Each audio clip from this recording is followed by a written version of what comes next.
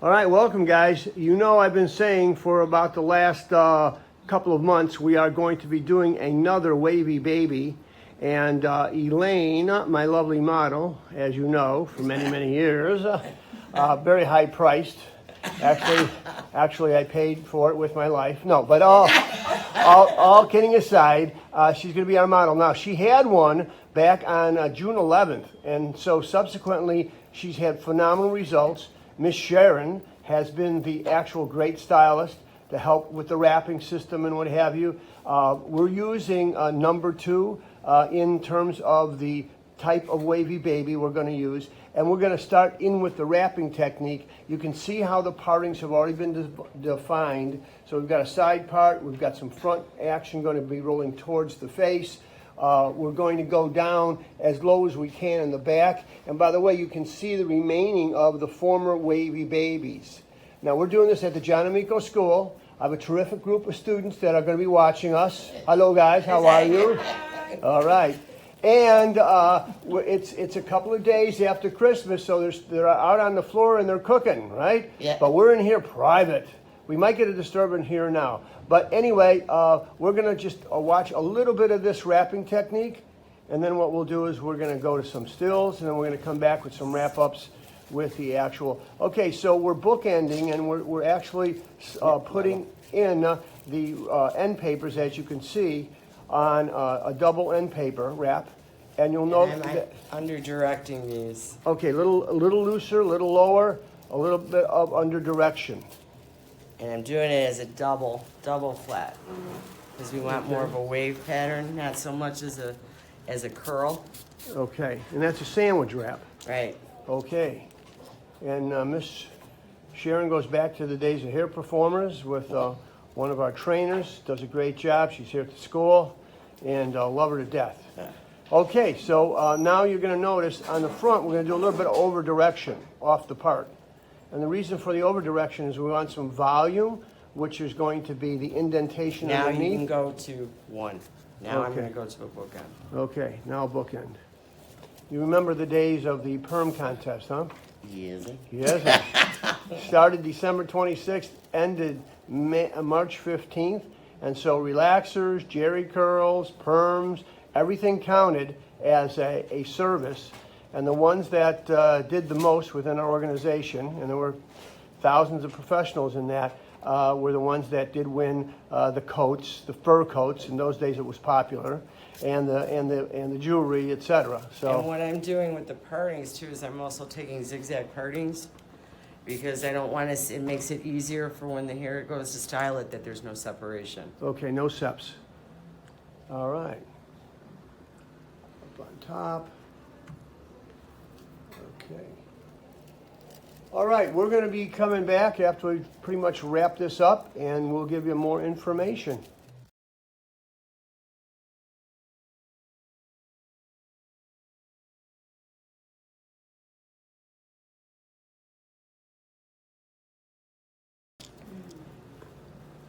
Okay, so we have been going from double bookended, also moving along to singles.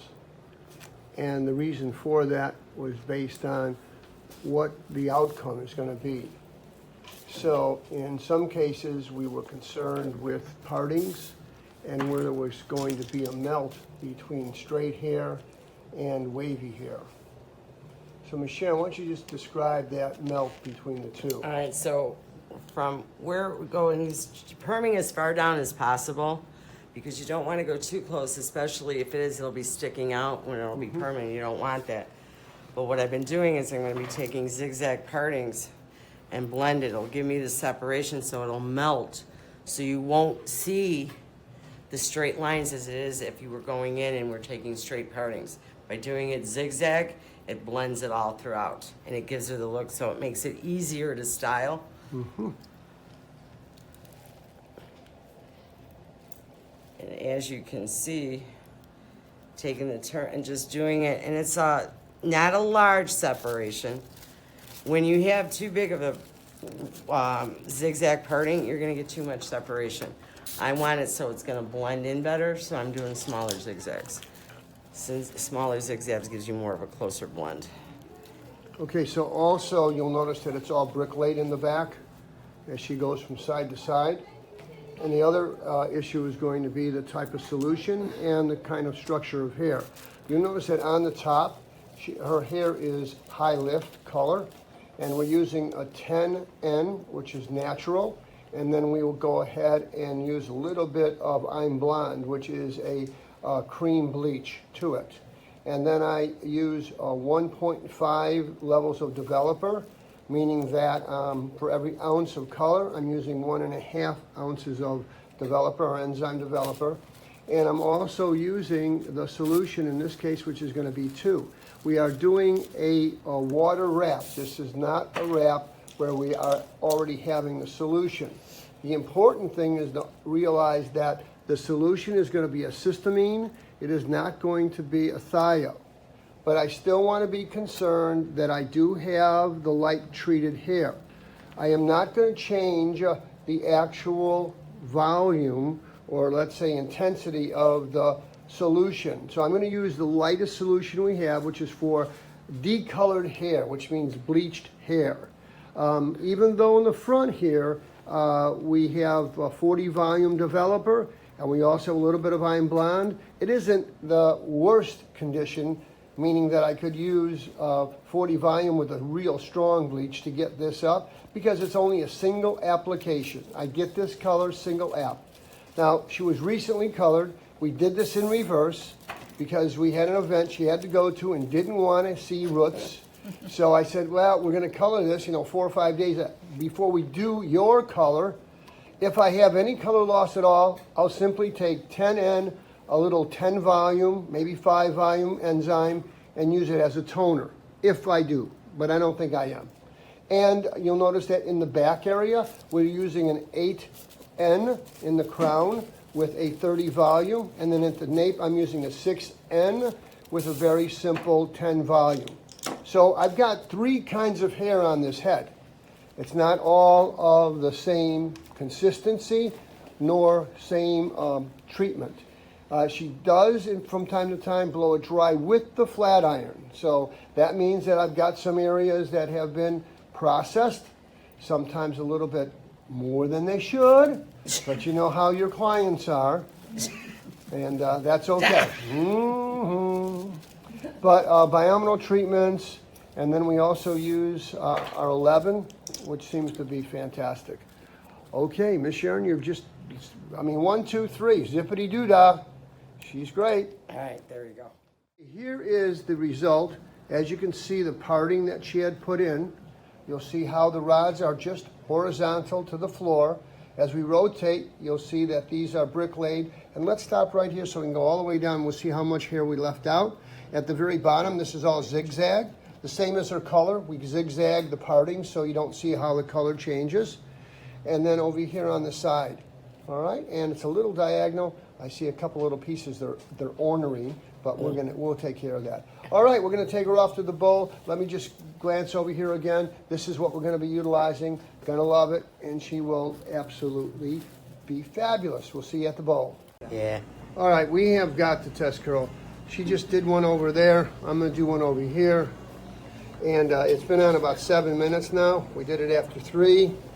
And roll over and play dead. Her hair, see, her hair is so fine that it won't sometimes throw it. So you got to encourage it by just putting your finger in there and shaking a little bit. So knowing that this is the ones that we're most concerned about around the face, the high lift, that's why we're going to take this off now. So we're going to water rinse, and then we're going to go ahead and we're going to start neutralizing. And she looks great just the way she is. So she is rinsing it, but you'll notice we're not rinsing it at really high volume. The purpose of that is we don't want to dislodge any of the rods to make certain that they're in place. Remember, very fine hair, not all that long. So by doing it this way, you may have to rinse a little bit longer than... Yeah. As I remember back in beauty school, they used to say, rinse for 5 minutes. And used to go, well, I don't know. Well, when you're at a stoplight, you're only there for 2 minutes. So you gotta water rinse this for 5 minutes. Now when you get underneath, you need a little bit more pressure because the hose has got to go up, a little bit of a twist. So yeah, so she'll be doing that too. Now in the back, you got a little bit more strength in terms of hair, so it's kind of okay.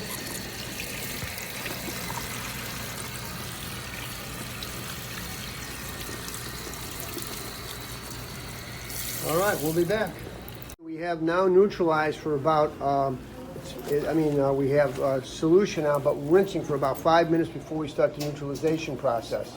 So right now we do have a towel on it. We are going to get cotton. We are going to actually go on each one of the rods, take out the moisture, and we did use a low volume type of water spray, but at the same time it was medium to, not hot, but medium to say warm. Yeah, not cold at all, but not hot at all. Okay, here we go with the cotton. Got the cotton there. All right, we'll be back. If there's too much water in the hair left from rinsing, it'll dilute the neutralizer. And then what's going to happen to the curl? So Ms. Sharon is using paper towels. You can use additional towels if you would like. We'll be using cotton in the next phase to make sure we get all of it out. I think you can see that we've got fairly good retention. It didn't unwind or loosen up. And you'll also see there's not much tension on the hair itself. You can see how loose that is, because you know tension is the one that makes it break. Okay, we are now neutralizing, and I think that you can see it's really looking great. We've got good secure rod placements. Nothing at this point, right? She's got our cotton that's wrapped underneath there, but as you know, sometimes it has a tendency to drip a little bit, but it's going well. All right, we're going to leave this on for 5 minutes. All right, we have now had this on for 5 minutes, and we are just about at 1 minute left, or I should say 1 second left. And it is done, so now they come out. We're going to leave the rods in. We're going to leave the rods in our rinsing. And just in the back area, we're taking some of these out. We're going to leave them in. All right. And the reason for us leaving them in is we need them to be really rock solid up in this area. In the nape area, we want it to actually blend together. So that's why we have been able to take those out.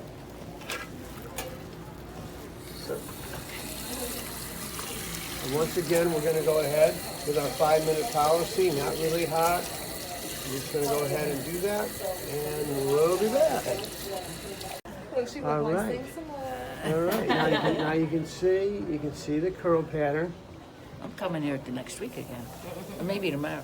All right. Very nicely done. We'll show you a little bit more of that and look in the sink. All the rods. What do you notice?